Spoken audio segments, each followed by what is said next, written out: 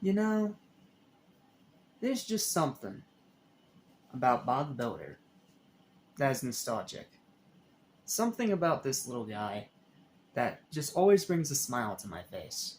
Even at the age of 22 years old, watching this particular special again, it gave me a lot of nostalgia.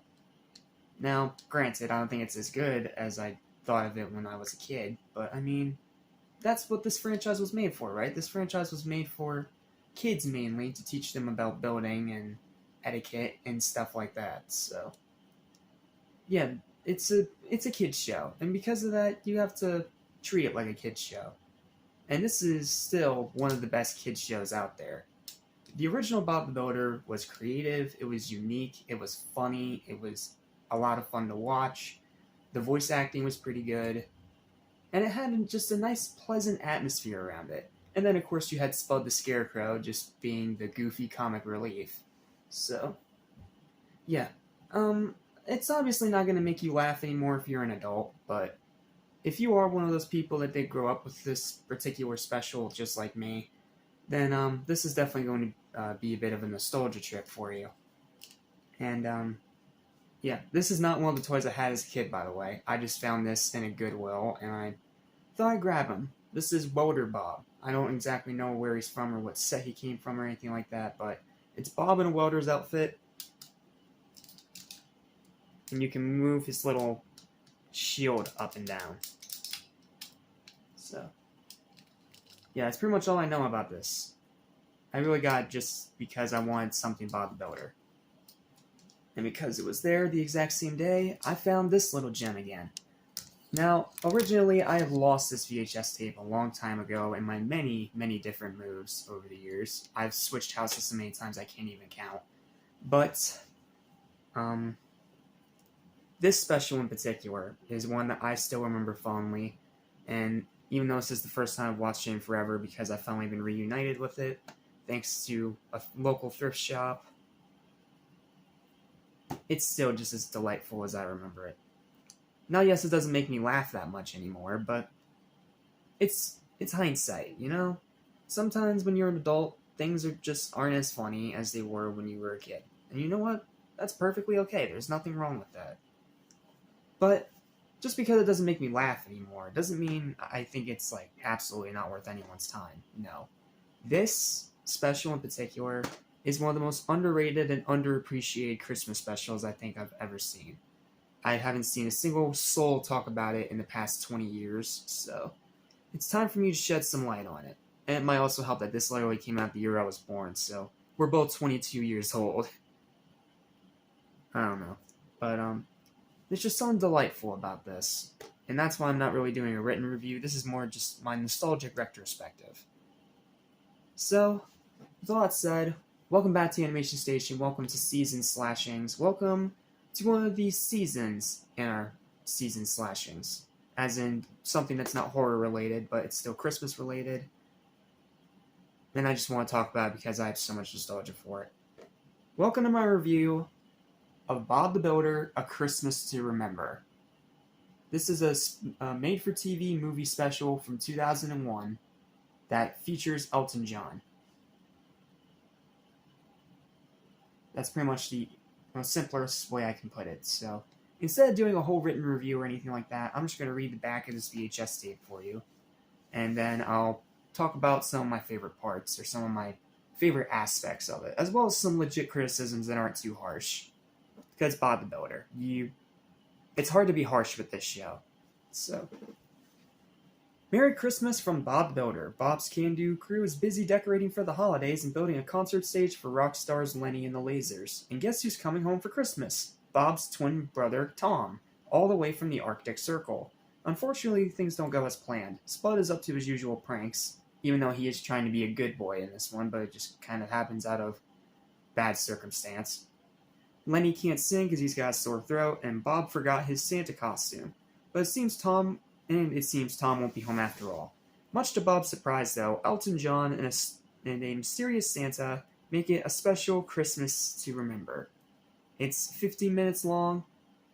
It's not even movie length. It's about the length of one of the old Dragon Ball Z movies.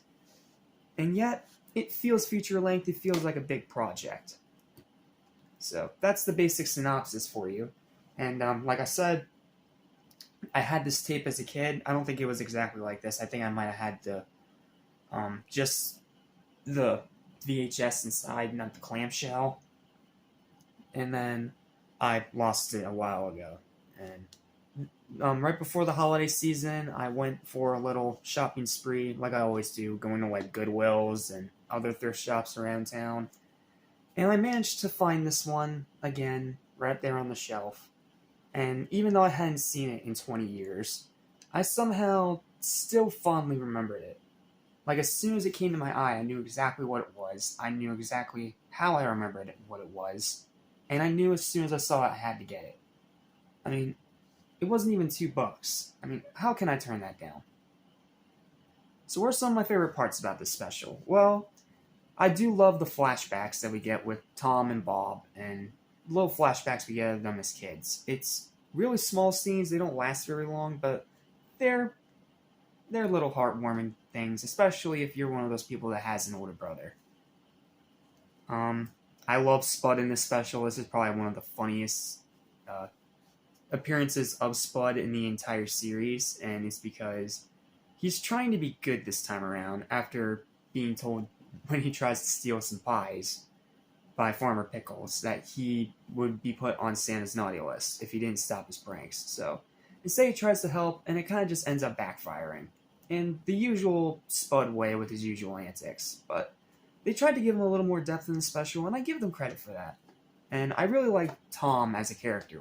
He's a lot like Bob, and he's also more than willing to help someone in need, which we see later on in the scene where he's about to head off to his boat, but he sees that this deer is trapped in this crevice not too far from where he was. So immediately he stops, helps out this deer, and then continues on his way. Even though he almost falls off the side of the iceberg when he's climbing on it. It's really interesting. And Bob himself is just one of the Tom's just one of the most tangential characters you could imagine. And whenever he has to break some bad news to Bob later, I'm not going to spoil the whole special, don't worry.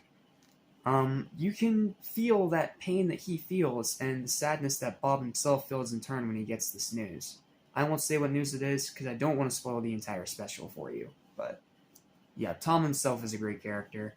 I'd say the one character in here I absolutely did not like was the new mayor. She was extremely bossy. She kept trying to get Bob to do a million things at once, and he barely gets any of it done because she keeps getting more and more demands for him as soon as he's done the next job. Like, come on, lady, learn some patience. Like, it's just one guy and his crew of talking vehicles. Oh, and of course his female coworker.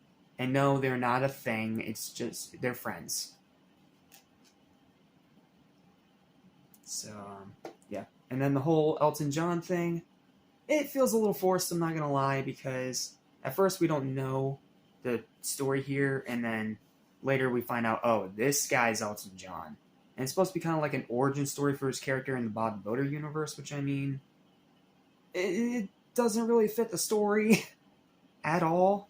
Like, I mean, it helps with the whole Lenny can't sing part, but I mean, outside of that, it serves little purpose in the story, is what I'm saying. But, again, this is one that was made for kids, mainly. It's not really supposed to be aimed at adults, so I can give it a little bit of slack. And like I said, with Bob the Builder, it's really hard to be harsh on it, honestly, because it's just such a pleasant, hand-gentle show, and a lot like Thomas the Tank Engine, it's one of those shows that sticks with you, even though you can admit in your older age you're not as into it as you were when you were a kid. And you know what? That's perfectly okay. Sometimes with age comes retrospective. And this is one of those times where it does have a little retrospective for me. If I reviewed this back when I first saw it, aka when I was like a really, really little kid, aka before the internet even existed, honestly, I would probably give it a 9 out of 10. But watching it now, I can see that it does have issues, and it's not really geared towards my demographic anymore. But it's another one of those movies that I'm happy to have, not only because it's a treasured piece of my childhood, but also because it's a Christmas special that I enjoy watching as much as I can. And now that I have it again, I'm going to be watching this every single year from now on. And maybe pass that on down to my future kids, who knows. But point is, this is an amazing special for kids, and it's just good enough for adults. It's a family-friendly special. It's not even an hour, so it won't take most of your time. And it's so just hand-gentle and pleasant that even if it's not all that funny, it's still really heartwarming and does a good job being a Christmas special. And because of that, I'm going to be much nicer to this movie than some people. I mean, one person gave it a 1 out of 10 on IMDb. Bro, find better things to complain about. So, in my opinion, I'm going to give Bob the Builder A Christmas to Remember a strong final verdict of a 7 out of 10.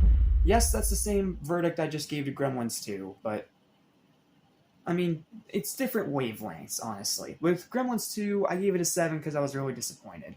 With this, I'm giving it a 7 because I have a little retrospective being an adult now and not being in this show's demographic anymore. So, but it's still a charming little special, and if you can somehow get your hands on this thing, absolutely do it. These tapes and DVDs get rarer and rarer as the years go by, so if you have any chance to grab this at any time possible, even if you don't have a VHS player, just to have it for your own piece of your childhood or your own nostalgia, get it. It is absolutely worth it. And again, it's done stop motion. It takes a lot for me to actually not like something that's stop motion. So, yeah, this is one that's going on the Christmas repertoire of rewatches every single year, and I'm glad I was able to give it the review it deserves. It's a really fun special. It may not be all that amazing for adults, but kids will love it, and it'll just remind you about how great the original Bob the Builder was. It was a great kids show, it was a great family show, and to this day, it still holds up surprisingly well. So, yeah. 7 out of 10, check it out if you can somehow find a copy. Or go on Paramount Plus if you're one of those streaming-only people.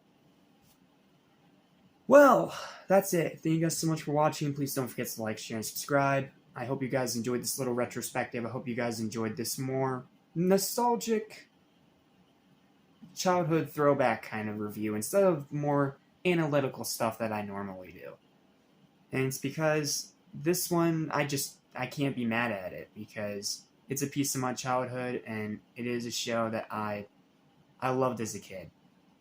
And even now, it still holds up really well. Especially in comparison to all the garbage that our kids are being fed nowadays. So, yeah. That's it. Thank you guys so much for watching. What's next?